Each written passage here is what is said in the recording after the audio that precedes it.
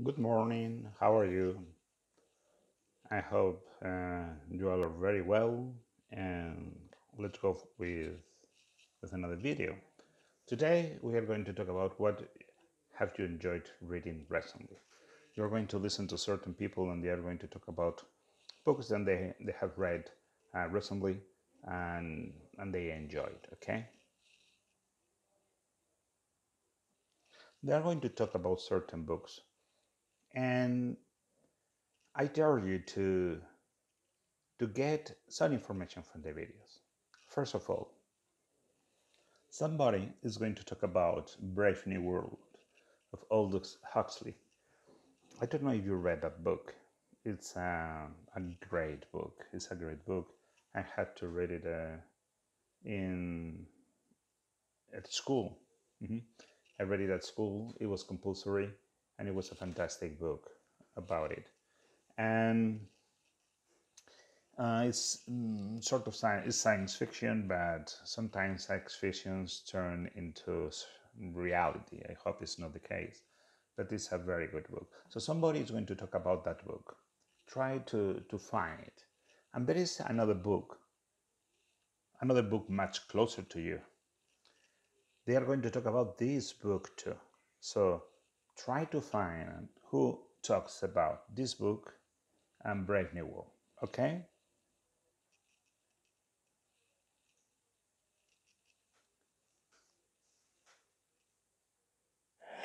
The last book I read was Useless Magic, which is lyrics and poetry by Florence Welsh from Florence and the Machine. I just got it last week, and it mixes poetry, lyrics, some doodles that she made, and I thought it was very different from anything else I've read because you have this mixture of different ways of expressing oneself, and I thought it was very delicate and sensitive. I'm actually rereading Harry Potter right now, so. But it's in French. It is in French, but one of my favorites, so thought I'd try it in a different language this time. Great Expectations, 1984, Brave New World. Quite like dystopian future that I found them fascinating, but also, a bit of more upbeat. And I was reading a tiny bit of Machiavelli, that was it, The Prince.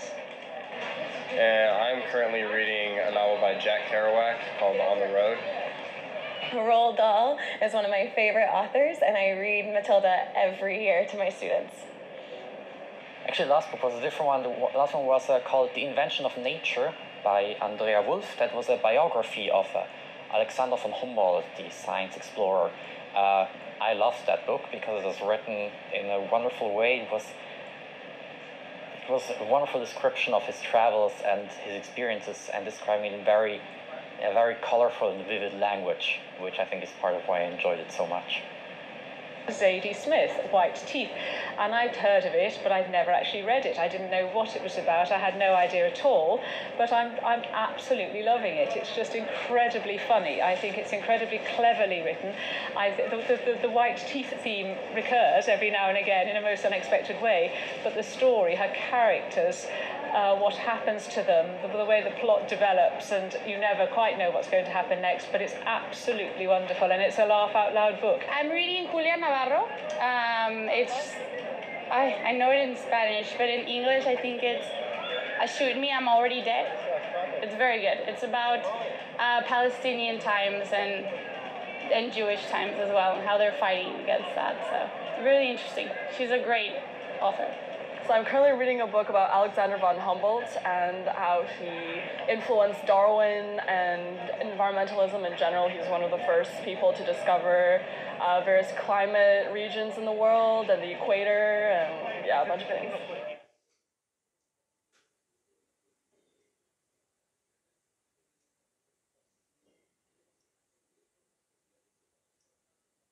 I think it's really important just because we interact with people every day, so we don't want people to misinterpret what we're saying. So it's definitely a key skill to have.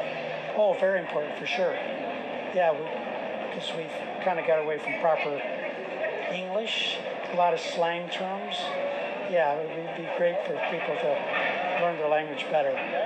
I don't know, sometimes people say, you have been living in England so much and you have studied in Cambridge and before that in the States, why don't you have a better accent? But I think it's really important to keep your own little accent and your own voice, and I think you can express that by messing up the grammar a little bit and making it more cute or, more friendly, I guess. Yeah. I do think it's important for people to use language correctly, but I also think that people express themselves in various ways, and so we ought to have a type of empathy towards that. And if people don't say precisely what they mean, but they convey well enough what they mean, I think that's acceptable. So.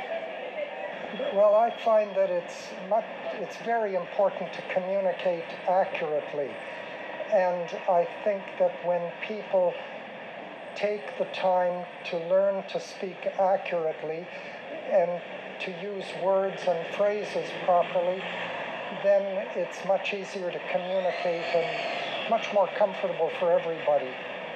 It makes it much easier to understand when people are using the correct form, because otherwise it becomes disjointed and not as understandable, easily understandable.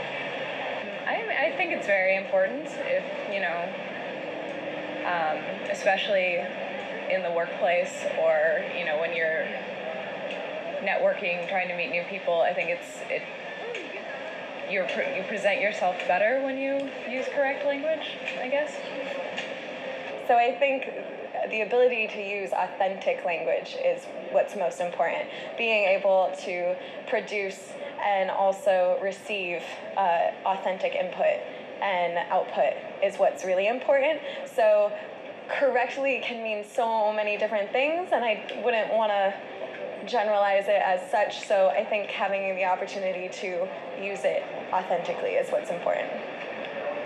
It's important to try and use proper English and be standard as far as possible, so that you're understood by as wide a range of people as you possibly can. But also for especially native speakers of English, to be patient with people and to not be very pedantic and think, oh, well, they didn't use that verb in the right way, I'm not. Because if you understand what they mean, just go with it.